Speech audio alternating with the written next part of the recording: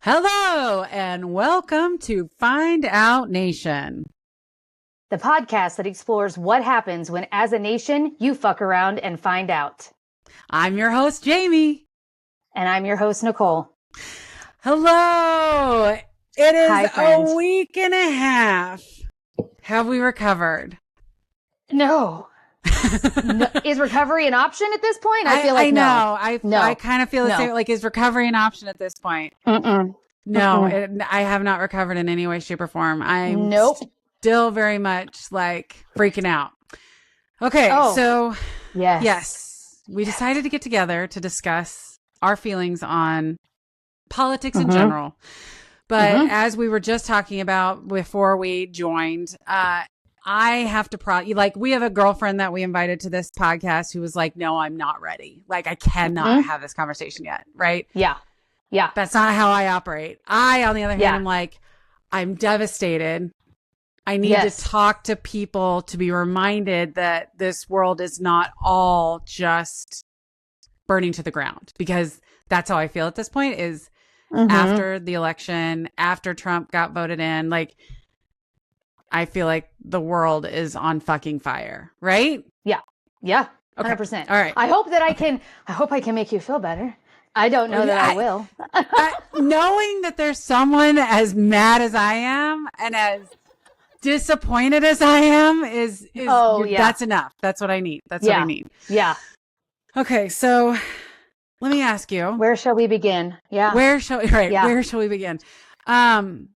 I will tell you that, like, when Trump won back in 2016, yes, I remember profound disappointment and sadness, but I also had the hope that maybe he wasn't as bad as we thought he would be. Right. This is so much worse because this year, like, we know he's every bit as bad.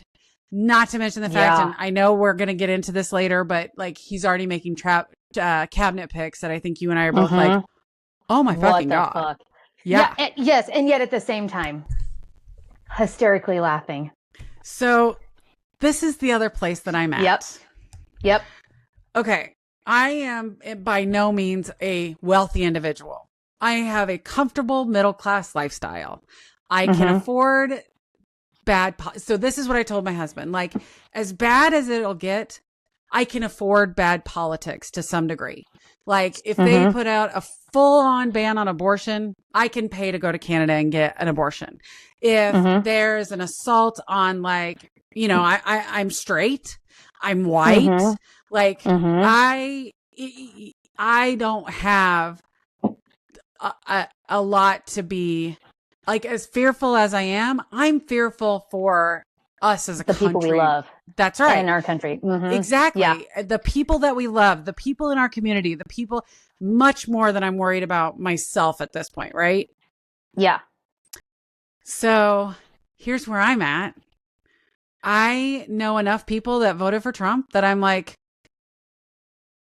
fine, fuck you all. You fucked around and now you're going to find out. That's it. And I want you to get everything you voted for. I want you to get the health care you fucking deserve. Absolutely. I want you to get the tax laws that you fucking deserve. Because you didn't bother to look up a tariff until after the election was over. Exactly right. I want you to pay the tariffs because you were too stupid to actually figure this out. Like, good luck. You believed all this shit. Good luck to you.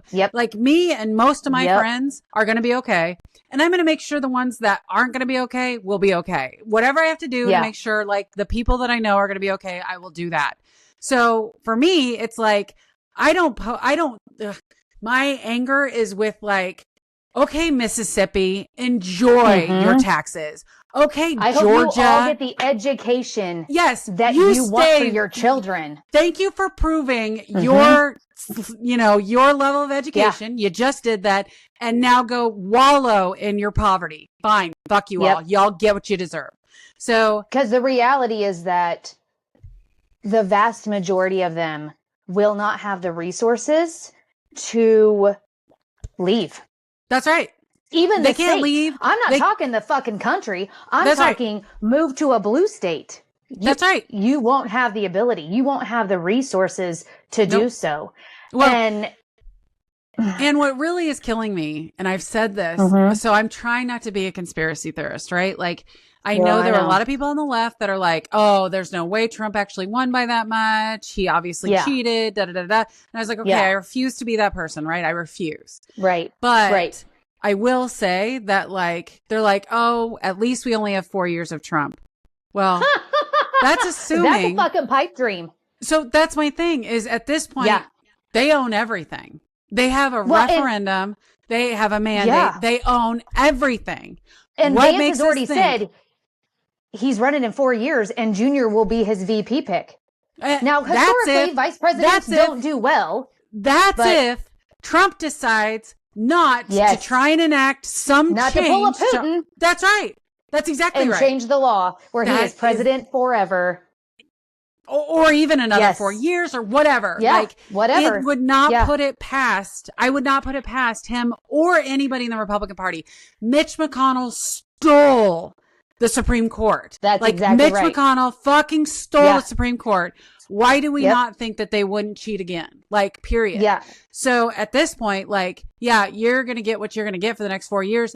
And probably a lot longer some. Because it would not like we know that. So interestingly, you and I are both from Missouri, and we saw the state vote overwhelmingly for social projects and laws that were extremely liberal. Yeah. But at the end of the day, the state obviously went red in almost every single district, every single race, all of them went red. Yeah. There's a reason, and it's called gerrymandering, and it's what the Republicans have been doing for years to cheat these elections, and they're doing it again. And what makes us think that they're not going to continue doing those things? Yes, because there's nothing to stop them, and I think it is foolhardy to believe for 1 second that this will only last 4 years. This will have massive reverberations for a very long time. Very long time. I agree. And yes, I agree. And here's my other thinking on this. Shout out, by the way, Buc-ee's, Springfield. This is how I get my water, just so you know. Sure do love you. Anyway, I know. Buc-ee's, feel free to sponsor an episode. That's exactly right. You're the only bright light in our lives right now. That's right. It's seriously. But I mean, this is, that's exactly my problem is that while, yes, you know, this was, and every Democrat every pundit has said this, like this was a referendum on the institution, what was in place. This was people rebelling against like what is currently happening. And I get that. Like, I get it. They said that that's global. It's been happening all over the world, basically. In the EU and all of it. That's right. Yeah. And I understand that. But I think what particularly makes this dangerous is the fact that like every place is now red. And now they'll be able to write whatever laws that they can in order to make this last much, much longer and much, much worse than it does now. Because at some point, when do we go from, well, that requires congressional approval to now it just requires an executive order? How many times do we hear an executive order? That's right. Yeah. How many times do we hear executive order I had never fucking heard executive order hardly at all before Trump took office. And as soon as Trump took office, it was like, oh, now it's executive order after executive order after executive order. And had they not swept all three branches of government, that's right. That he would be using executive order for everything that he could get away with. He doesn't need to now. Now he doesn't need to. Now he doesn't need to. Exactly. But that doesn't mean that they won't make those changes for the future. That's right. Okay. So we've voiced our displeasure at the outcome of the election. Yeah. So now let's talk about who do we think is to blame? A lot of people. So a lot of people, of course, like I think I heard it on The View that, oh, it's the Latino men, that they're all misogynists, that it's their fault. Of course, I've heard a lot about like the crypto bros, that they really came in and they were the ones that were able to make it, like whatever. Of course, like I'm mad at the Republicans, period, and white women because they overwhelmingly obviously vote for, and even there is a portion of the Black community that for whatever reason did not, that went for Trump, right? Okay, but the thing that I've heard the most on, especially, so of course, like I've been watching tons of like the pundits out there talking about this. And of course, one of the things that we watch is, that we watch in this household is the Young Turks. And one of the things that they were talking about is how establishment Democrats, Joe Biden's Democrats, his team, not necessarily him, but his team is so mad at the voters and that the voters didn't show up and that the voters go weren't there to fuck support yourself. Yeah. Girl, 2 years ago. Yes. 2 years ago. Yep. You could have gone to him and said, you did what we needed you to in 2020. We thank you for your service, but you're going to be too old in 2 more years. We need you to give us time to come up with a candidate and to really do what we need to do to keep him from getting back in the White House. Yep. They didn't do that with him. And then when it became a grab your ass moment because the major donors are pulling money from him, he didn't want to give up the fucking power either. That's right. When it was very obvious. And his team to this day says, well, we believe that he was the only one to beat Trump because he's been the only one that has. And I'm like, shut the fuck up. Exactly. Go fuck yourself. The one thing that I heard from Pod Save America was these people that think our votes are owed to the party. Yeah. Can go fuck themselves. Like, we don't owe you shit. You owe us. And it was known in every poll over and over and over again. The thing that people cared about most were economics. And the one thing that I heard from when Pod Save America was talking about like Joe Biden's team, they're like, well, Joe did a lot for the economy. You know, he did the student loan debt and, you know, they were talking. But here's my thing. While student loan debt is great, the thing people care about is the price of eggs, the price of milk, the price of beef, the price of lumber. Like that is the shit that people actually give a fucking shit about. The price of gas. Exactly. And so if you're not addressing those things, none of the other, like these ancillary economic programs and plans, like taxing the wealthy, I get what you're trying to do, but you're not saying how that affects the economy. And so if you're not speaking to the people about the things that are important, and to your point, the other big side of it is, do you feel like there was a massive cover up that Joe Biden had deteriorated mentally? I agree. Oh crap. I'm on This is amazing. Like, that was a perfect timing. I do believe that he had declined mentally. I do. Yes. There's a thing on Macs, for those of you who don't know, that like if you make certain whatever, like you get background stuff. I don't really know. That is amazing, and I love it. I didn't mean to do that, but you're welcome. Yes. Apparently my Mac really liked that opinion somehow. I don't know why. Anyway. Oh God, I'm so distracted. Anyway, so do you believe that there was a massive cover up? I believe, again, because I hate going down rabbit holes, right? Because I feel like that is a huge hobby for the right, is to go down these rabbit holes of conspiracy. I don't want to get myself to that place, but I have a very hard time believing they didn't know and they didn't address it. So whether it was a cover up, call it what you want, right? We were not addressing the elephant in the room. Yeah. They were not being honest with themselves. They were not being honest with him. They were not being honest with us. Okay. Period. And we could see it. You could see it. Exactly. That's exactly what I was about to say. When you see him, he looks like he's a victim of a stroke. He looks like something major happened to him. Like he does not look like, because listen, how old is he? 80? Oh, he's older than 82, maybe? Hold on. So low 80s. Early 80s. Early 80s. My parents are late 70s. It's like 70. He's 81. Eight. Okay. So my parents are only a few years younger. They look nothing like that. And they don't sound like, I truly believe something had to happen, because to your point, you can see it. Yeah. And not that's why. Go ahead. Well, not only that, but like we did not hear from him until the debate. There had to be a reason for that. Like we did not hear from him until the debate. So at this point, I'm so like convinced something happened. And I'm so angry at the Democratic Party because, to your point, like, yes, I think if Kamala could have had a team that had time to understand. Yeah, more than 90 days. More than 90 days. And would have actually been able to like do some research, do some polls, understand like the voice of the nation. I really, truly believe that she would have been smart enough. And God, I hope this is true. But I believe she would have been smart enough to say, okay, people have a problem with how... I'm going to have to keep my hands down at all times. I'm going to have to disable this. Oh my God, it's going to happen every time. Jesus. This is amazing. Anyway, I know it's just terrible. But like, I have to believe that she would have been able to say, okay, people have a problem with the way things are going to be or have been run. I need to distance myself from Biden. I need to come up with my own policies. I need to come up with an economic plan that's not just tax the wealthy and then not explain how that helps.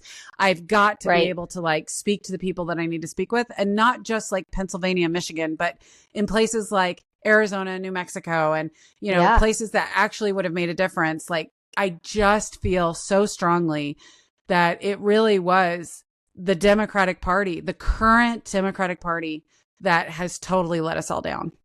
100%. And to your point about the student loan forgiveness, it's like they don't understand. As someone who grew up in a very blue collar family. Yep. You know, my dad was laid off a lot in the 80s as a, you know, union welder, and my mom didn't work. And if it hadn't been for my great grandparents, we wouldn't have had anywhere to live when he lost his job when the oil bust happened in Oklahoma. Like, that was the reality of my childhood. And who did not go to college and who is putting a child through college.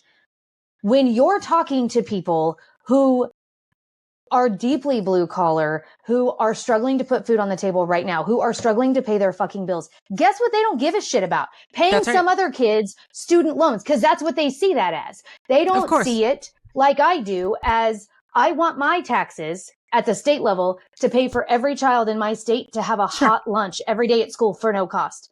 Yep. I am okay with my federal taxes paying for every child in this country to get an education for free at the college level, because I believe it does all of us better when everyone is educated. Agreed. But there are people who don't agree with me, and that's okay.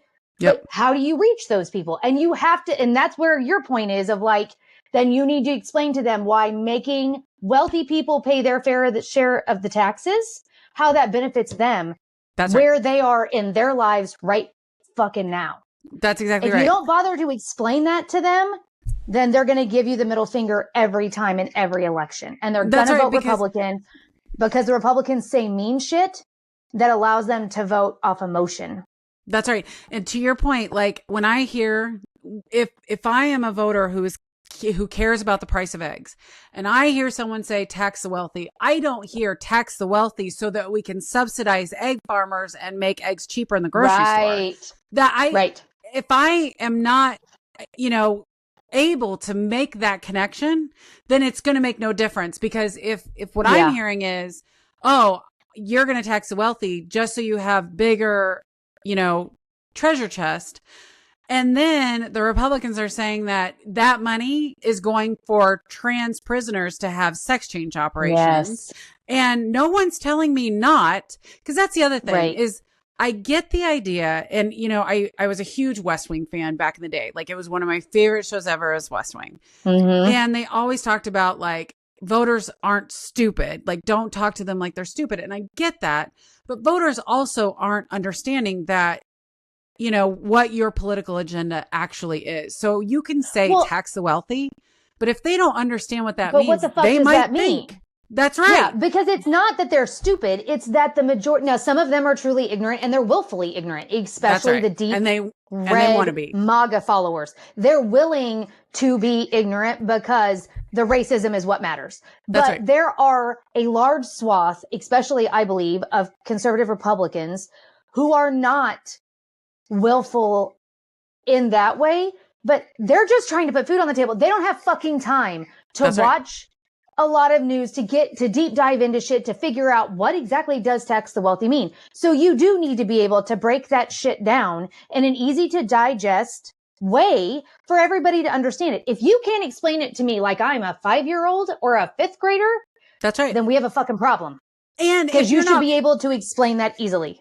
That's right. And if you're not taking the time to explain that and are just saying tax the wealthy, now you're the fucking elitist. And that's right. And it's not helping anybody. Like you're not helping anybody.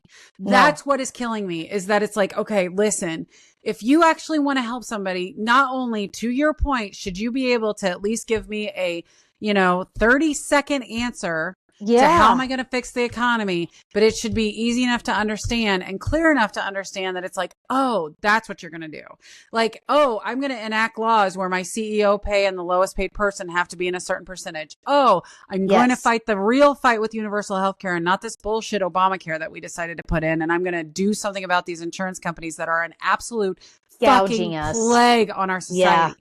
I am going to make sure that taxes that we collect from the wealthy are then reinvested in those programs that subsidize farmers and subsidize groceries and like make sure that your money is like going towards things that you care about and aren't going towards, transgender sex changes in our prisons. Like, come on now. Right.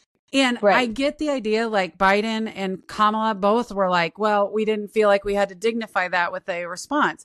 I get it. I get what you're saying. But the fact that you didn't say no, that like, it's sort of like JD Vance and his couch fucking. Like, the fact that he didn't say no, I think he fucked the couch. And I think, and I think that if there are certain things that I would agree, not dignified of a response. Right. However, sometimes saying nothing is saying everything. That's exactly right. And so when you have to be careful with what you choose to not give a response to. That's right. And to your point, like I get some things are not, because especially like during Clinton and the Monica Lewinsky and we saw what the implications of like replying, but then fucking that up and whatever. I get it. Yeah. But at the end of the day, like, we have devolved as a society into, you can like, people are saying there used to be a certain level in politics, in American politics, that you didn't go below. And so to your point, there was a limit of how low do you make a response to, because you don't want to encourage that kind of behavior. We're past that. And sorry. Yeah, we're past it. That. And I feel like when you are running against someone like Trump and the MAGA brand, for lack of any better of a word. Yep.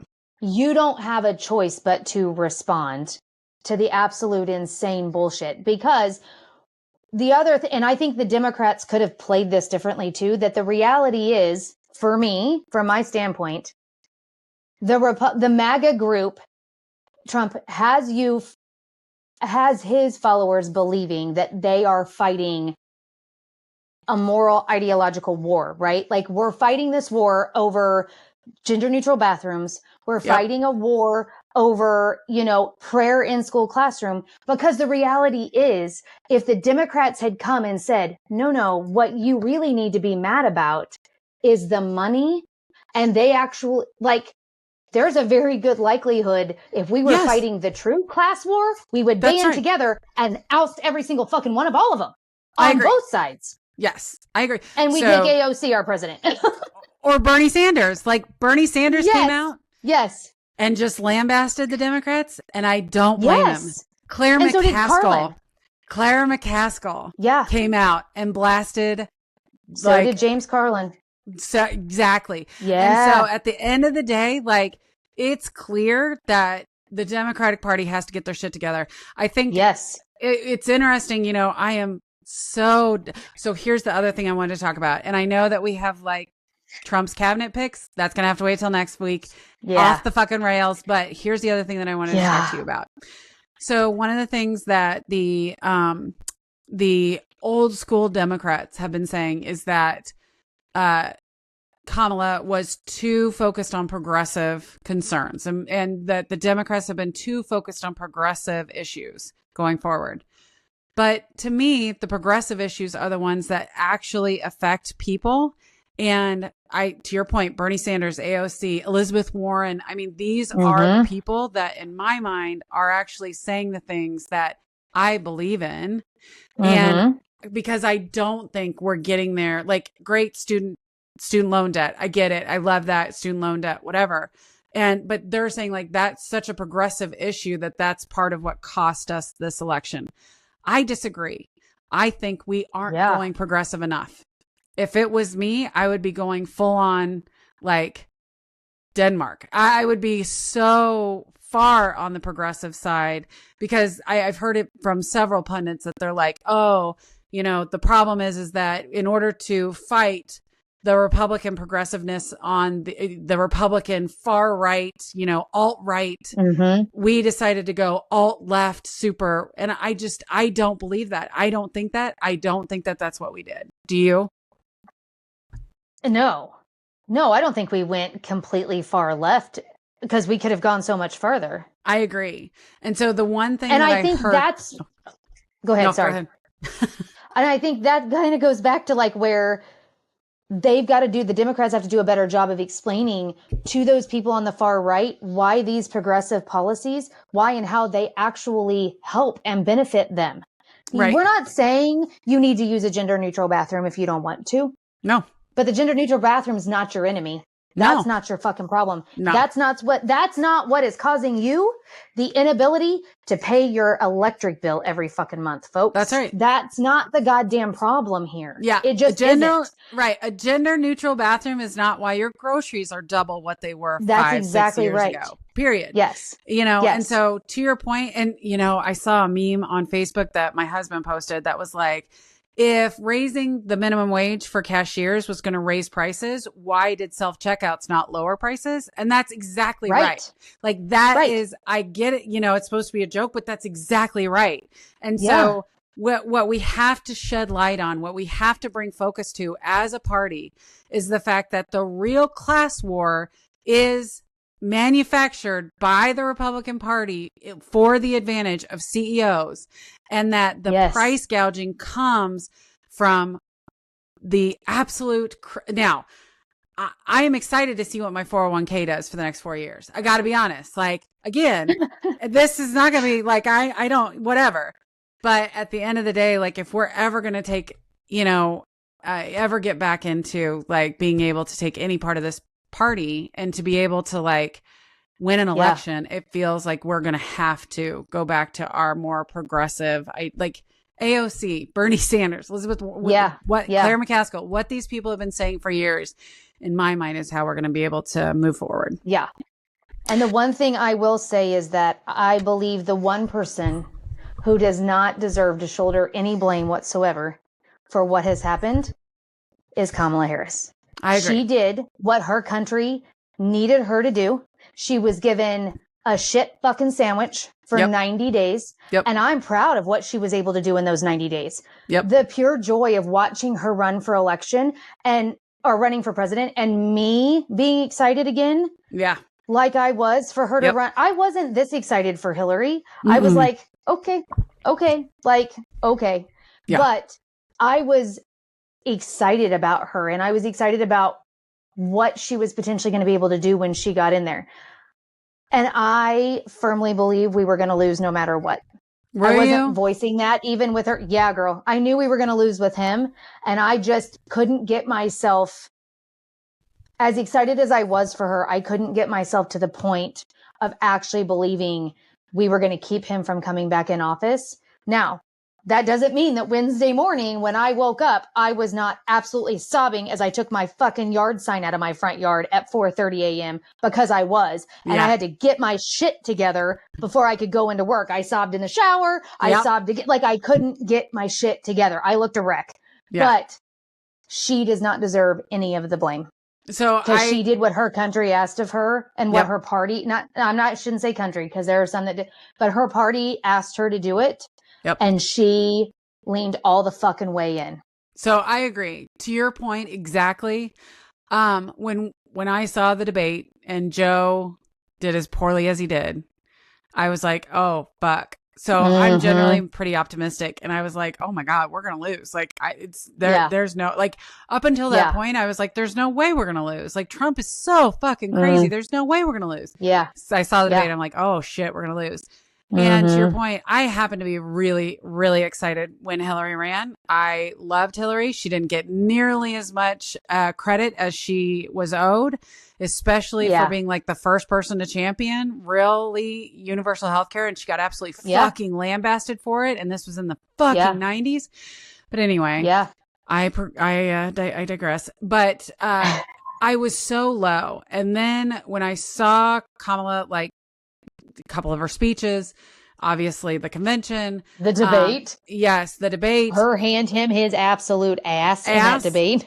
And then like with Tim Walz, you know, she picked, I just really like for the first time felt a lot of hope and optimism. And I was like, oh my God, it's possible.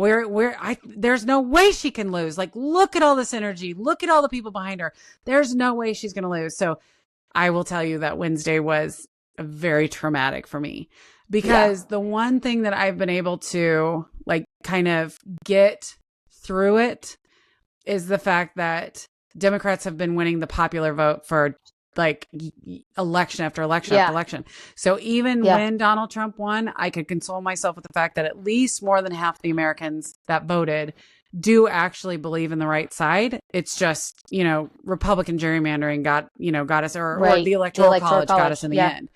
And so like, that's been a consolation. This time, the fact that the popular vote went way towards Trump, I'm like, which I say way, I shouldn't say way, but I know it definitely went towards Trump. Yeah. That I woke up one day. Which is why, and was devastated. And for me, I mean, I cannot believe at this point, and I have people I'm related to that are Republican Trump supporter voters. Yep. But at this point, there is no way, after having lived through that first presidency and having lived through everything he's done since then and all of the court cases and all of the things, there is no way that you walked to your place of voting. Yep. And you checked that box for a convicted felon, for someone who's been found liable of sexual assault. Yep. For someone who incited an insurrection because he refused to believe. That's right. Who's a traitor? Who was 100% a traitor of this country. Yeah.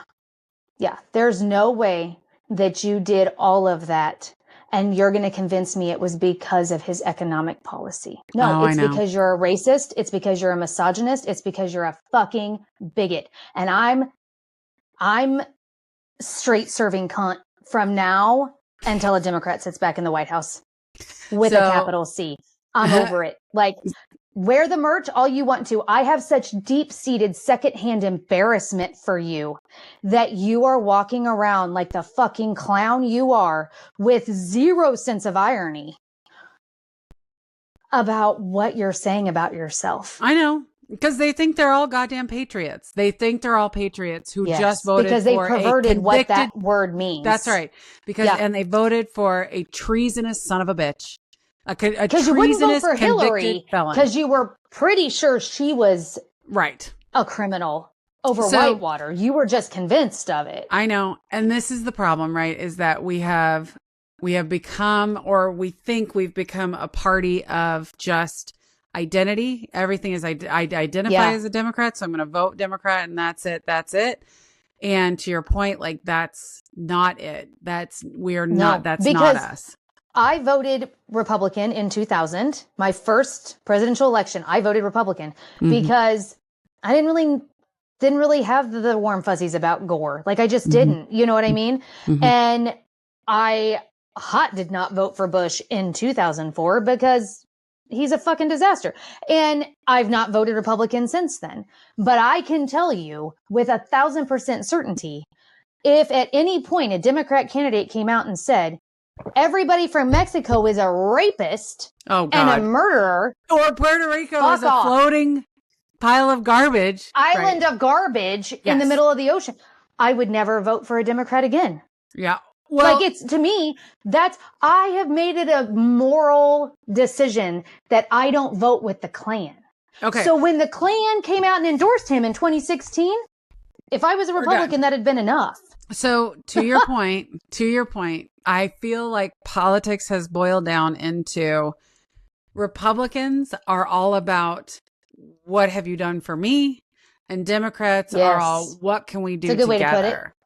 To help each other. To your point, if I'm a Republican and I'm a Trumper, to your point, I don't care if someone else is a racist or a misogynist or anything like that. As long as they're going to perform for me, that's all I care about.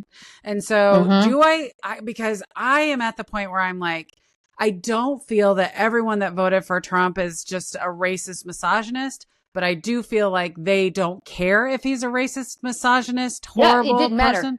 It doesn't exactly matter to him.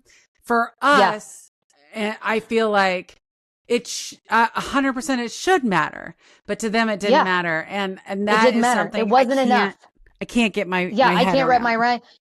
None of that was enough for you to pull your vote. That's right, because the only thing these people care about is what's he going to do for them, and apparently they think that tariffs are going to be the answer. Well, wait around, because you fucked around. You're about to find out. Yeah, we're a nation that's about to find out. It's exactly right. It's exactly right. All right. Well, I think that we should leave it there. I've got to go have some, Take a breath. That's right. Take a breath. But I do feel a little bit better, and I am encouraged to know that there is someone out there that feels the same way I do, even if it's just us. So, it might just be us, but that's fine. I'm fine with that. I'm okay with that. All right. Well, thank you guys all for joining. Thank you for listening to us. If you guys have comments, of course, leave them down below. Like, subscribe. If you are on one of our several podcast stations, please follow the show, and feel free to share this with all of your Trumper fucking uncles before. We'd love to hear how you are not a racist, but you voted for him because of his economic policy. I'd love to hear from you. I want to hear from you. That's exactly right. All right. Have a good night. Bye. Bye.